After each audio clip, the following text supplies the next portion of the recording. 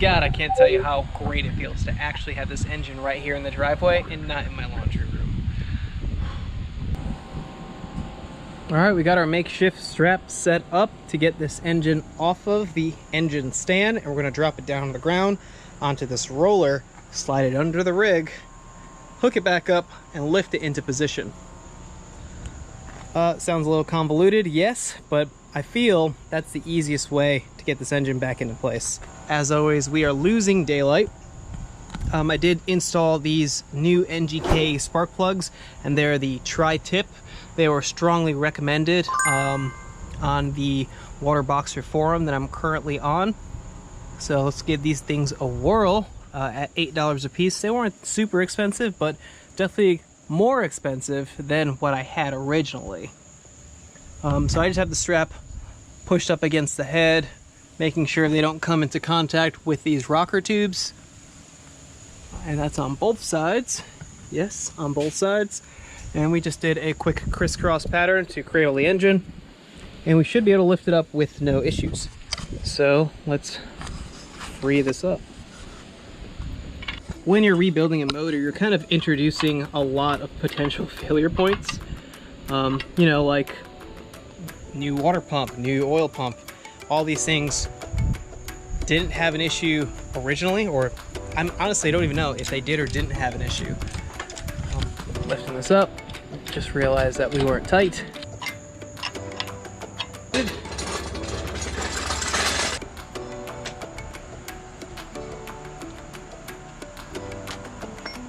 Nice. This is super exciting.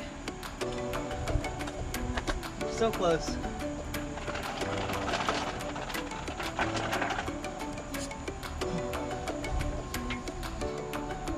It's really happening.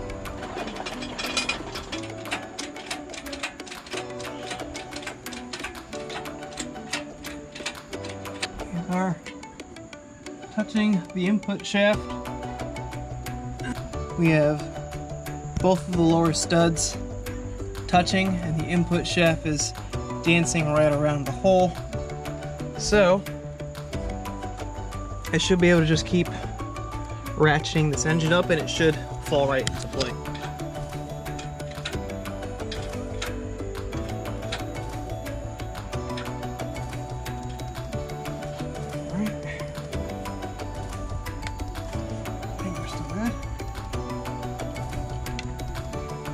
Yes. All right, currently have all 4 bolts in place and tight. I put the transmission up front, actually in first gear, just to test, to make sure that I had a good connection. And what I'd like to do is basically just put a socket on the crank. Since it's in gear, the clutch will be engaging the transmission. And all we want to do is just turn the crank and see if we can get wheels to move. And as you can see, we do. So we are positively engaged, and it is an open diff, so you'll only see one of the wheels move. Engine is in, and the clutch is engaging. So next we're going to get the front support bar, and I should be able to remove this boom, and the engine will be in. Oh my god.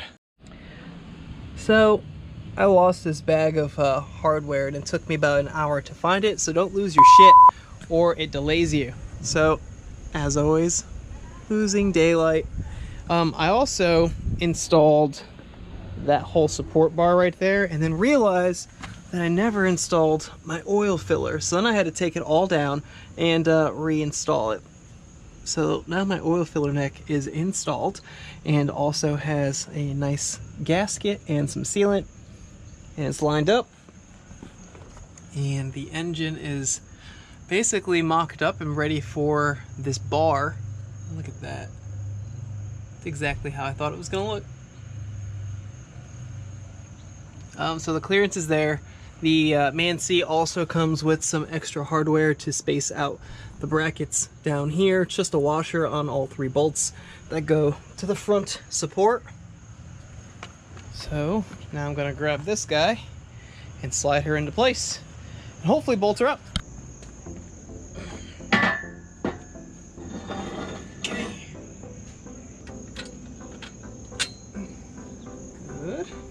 Bling. One. Oh, oh.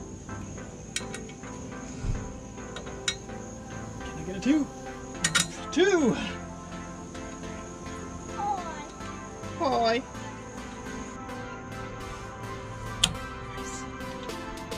Nice, nice, nice. All right, mustache bar is in. What? They call it a mustache bar.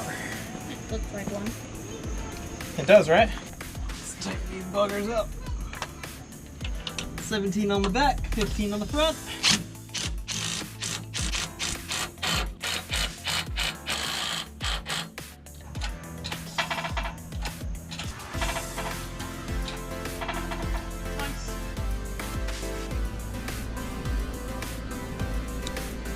All right, front support, aka mustache bar, is installed and tight. All right, so we are safe to drop this engine.